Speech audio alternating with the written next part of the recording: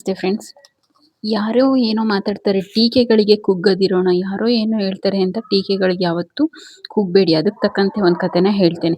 ಒಂದು ನಗರದಲ್ಲಿ ಪ್ರಖ್ಯಾತ ವರ್ಣಚಿತ್ರಕಾರನಿದ್ದ. ಆತ ಬಿಡಿಸಿದ ಚಿತ್ರಗಳನ್ನು ನೋಡಲು ಬರುತ್ತಿದ್ದ ಜನ ಅವುಗಳನ್ನು ಬಾಯ್ತುಂಬ ಹೊಗಳಿ ಪ್ರಶಂಸಿಸುತ್ತಿದ್ದರು.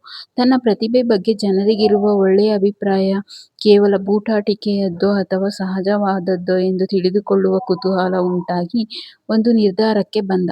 ನಗರದ ಜನನಿಬಿಡ ಪ್ರದೇಶದ ಕಂಬಕ್ಕೆ ಉತ್ತಮವಾದ ವರ್ಣಚಿತ್ರ ಅಂಟಿಸಿ ಅದರ ಕೆಳಗೆ "ಈ ಚಿತ್ರದಲ್ಲಿ ಏನಾದರೂ ತಪ್ಪು ಕಂಡು ಬಂದರೆ ಈ ಜಾಗದಲ್ಲಿ ಗುರುತು ಹಾಕಿ" ಎಂದು ಬರೆದ.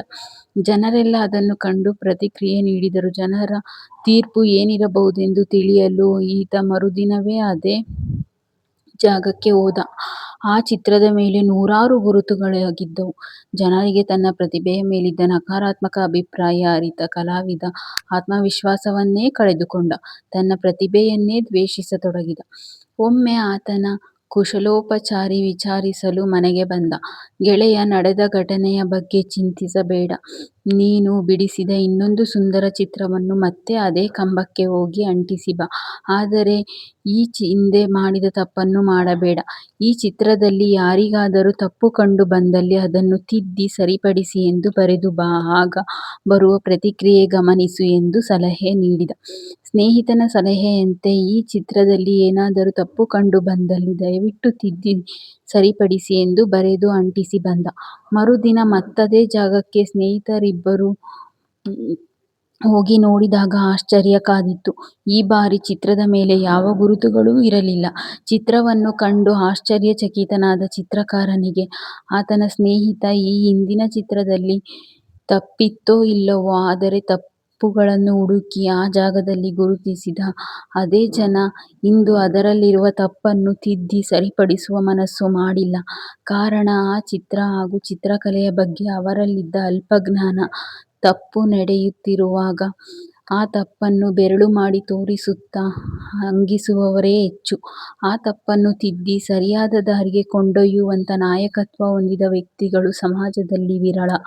ಅಂತಹ ಆದರ್ಶ ವ್ಯಕ್ತಿಗಳು ನಮಗೆ ದಾರಿದೀಪವಾಗಬೇಕೇ ಹೊರತು ನಮ್ಮನ್ನು ಹಿಂದೆ ತಳ್ಳುವ ವ್ಯಕ್ತಿಗಳಾಗಬಾರದು ಎಂದು ವಾಸ್ತವದ ಅರಿವು ಮೂಡಿಸಿದ.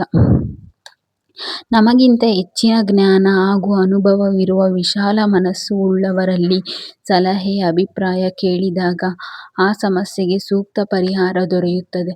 ನಮ್ಮ ವ್ಯಕ್ತಿತ್ವ, ಪ್ರತಿಭೆ ಹಾಗೂ ಅಸ್ತಿತ್ವದ ಮೌಲ್ಯವನ್ನು ತಿಳಿಯದ ವ್ಯಕ್ತಿಯ ಕೈಯಲ್ಲಿ ನಮ್ಮ ಜೀವನದ ನಿರ್ಧಾರವನ್ನು ಒಪ್ಪಿಸುವುದು ಮೂರ್ಖತನ. ಟೀಕೆಗಳಿಗೆ ಕುಗ್ಗದೆ ನಮ್ಮ ವ್ಯಕ್ತಿತ್ವವನ್ನು, ನಮ್ಮ ಬದುಕನ್ನು ನಾವೇ ರೂಪಿಸಿಕೊಳ್ಳೋಣ. ಈ ಕಥೆ ಕೇಳಿದ್ರಲ್ಲ ಫ್ರೆಂಡ್ಸ್, ಅಂದರೆ ಅವ್ನು ಫಸ್ಟಿಗೆ ಚಿತ್ರ ಬಿಡಿಸಿ ಜನಗಳಿಗೆ ತಪ್ಪಿದ್ರೆ ಅದನ್ನು ಗುರುತಿಸಿ ಅಂತ ಹೇಳಿರ್ತಾನೆ. ಆದರೆ ಆ ತುಂಬ ಜನ ತುಂಬ ಗುರುತುಗಳನ್ನು ಮಾಡಿ ಬಂದಿರ್ತಾರೆ. ಅದೇ ದಿನ ಅವನು ತನ್ನ ವೃತ್ತಿನೇ ಬೇಡ ಅಂತ ಬಿಟ್ಬಿಡ್ಬೇಕು ಅಂತ ಮನಸ್ಸು ಮಾಡ್ಕೊಂಡು ಬಿಟ್ಟು ಬೇಜಾರಾಗಿ ಕುತ್ಕೊಂಡಿದ್ದಾಗ ಅವರ ಸ್ನೇಹಿತ ಹೋಗ್ಬಿಟ್ಟು "ನೀನು ಆ ತಪ್ಪನ್ನು ಮಾಡಬೇಡ. ಏನಾದರೂ ತಪ್ಪಿದ್ದರೆ ಆ ತಪ್ಪನ್ನು ತಿದ್ದಿ ಅಂತ ಹೇಳ್ತಾನೆ. ಆವಾಗ ಅವನು ಅದನ್ನೇ ಮಾಡ್ತಾನೆ. ಏನಾದರೂ ತಪ್ಪಿದ್ದರೆ ಆ ತಪ್ಪನ್ನು ಸರಿಪಡಿಸಿ ಅಂತ ಹೇಳ್ತಾನೆ. ಆವಾಗ ಮಾರನೇ ದಿವಸ ಹೋದಾಗ ಯಾವುದೇ ಗುರುತುಗಳು ಇರೋದಿಲ್ಲ. ಅದನ್ನು ಸರಿಪಡಿಸುವಂಥ ಕೆಲಸನೂ ಸಹ ಯಾರೂ ಮಾಡಿರೋದಿಲ್ಲ. ಹೀಗೆ ನಮ್ಮ ಜೀವನದಲ್ಲೂ ಸಹ ಯಾರಾದರೂ ನಮ್ಮ ಜೀವನದಲ್ಲಿ ತಪ್ಪು ಹುಡುಕ್ರಿ ಅಂದರೆ ಮೊಸರಲ್ಲಿ ಕಲ್ಲು ಹುಡುಕ್ದಂಗೆ ಸಣ್ಣ ಪುಟ್ಟ ತಪ್ಪನ್ನು ಹುಡುಕ್ತಾರೆ. ಕುಂತ್ರೂ ತಪ್ಪು, ನಿಂತರೂ ತಪ್ಪು, ಆಗಿರಬೇಕು ಹೀಗಿರಬೇಕು ಅಂತಲೇ ಹುಡುಕ್ತಾ ಇರ್ತಾರೆ. ಆದರೆ ಅವರೇ ಆ ತಪ್ಪನ್ನು ನೀವೇ ಅದನ್ನು ಅದೇ ಥರ ನಡ್ಕೊಳ್ಳಿ, ನೀವು ಆ ತಪ್ಪನ್ನು ಸರಿಪಡಿಸಿ ತಿದ್ದಿ ನಡ್ಕೊಳ್ಳಿ ಅಂತ ಹೇಳಿದಾಗ ಯಾರೂ ಸಹ ಮುಂದೆ ಬರೋದಿಲ್ಲ. ಅಂಥವ್ರು ಎಲ್ಲೋ ಕೆಲವೊಬ್ಬರು ಮಾತ್ರ ಆ ತಪ್ಪನ್ನು ತಿದ್ದಿ ಸರಿಪಡಿಸುವಂಥ ಗುಣ ಇಲ್ಲವರು ಎಲ್ಲೋ 100ಕ್ಕೋ ಲಕ್ಷಕ್ಕೊಬ್ಬರು ಕೋಟಿಗೊಬ್ಬರು ಇರ್ತಾರೆ. ಅಂಥವರ ಸಹವಾಸ ಮಾಡೋಣ. ಟೀಕೆಗಳು ತುಂಬ ಬರ್ತವೆ. ನಮಗೆ ಬೇಕಾಗಿರೋದನ್ನ ಬಿಟ್ಟು ನಮಗೆ ಬೇಕಾಗಿರೋದನ್ನಷ್ಟೇ ತಗೊಂಡು ನಮ್ಮ ಜೀವನವನ್ನು ನಾವೇ ರೂಪಿಸಿಕೊಳ್ಳುವಂತಹ ಒಂದು ಮನೋಭಾವನೆಯನ್ನು ನಾವು ಬೆಳೆಸ್ಕೊಳ್ಬೇಕಾಗತ್ತೆ. ಯಾರೋ ಟೀಕಿಸಿದ್ರು ಅಂತ ಹೇಳ್ಬಿಟ್ಟು ನಾವು ಮನಸ್ಸಿಂದ ಕುಗ್ಗಿ ಹೋಗಬಾರ್ದು. ಎಲ್ಲದನ್ನು ದಿಟ್ಟತನದಿಂದ ಎದುರಿಸ್ಬೇಕು ಅಂತ ಹೇಳ್ತಾ ಇದ್ದೇನೆ. ಇದೇ ಥರದ ನಾನು ಒಳ್ಳೊಳ್ಳೆ ಕಥೆಗಳನ್ನು ಹೇಳ್ತಾ ಹೋಗ್ತೇನೆ. ನನ್ನ ಕಥೆಗಳು ಇಷ್ಟವಾದಲ್ಲಿ ದಯವಿಟ್ಟು ನನ್ನ ಚಾನಲ್ನ ಲೈಕ್ ಮಾಡಿ, ಸಬ್ಸ್ಕ್ರೈಬ್ ಮಾಡಿ, ಸಪೋರ್ಟ್ ಮಾಡಿ. ಇದೇ ರೀತಿ ಮುಂದಿನ ವಿಡಿಯೋದಲ್ಲಿ ಸಿಗೋಣ. ಎಲ್ಲರಿಗೂ ಒಳ್ಳೆಯದಾಗಲಿ. ಧನ್ಯವಾದ. ಶುಭ ದಿನ.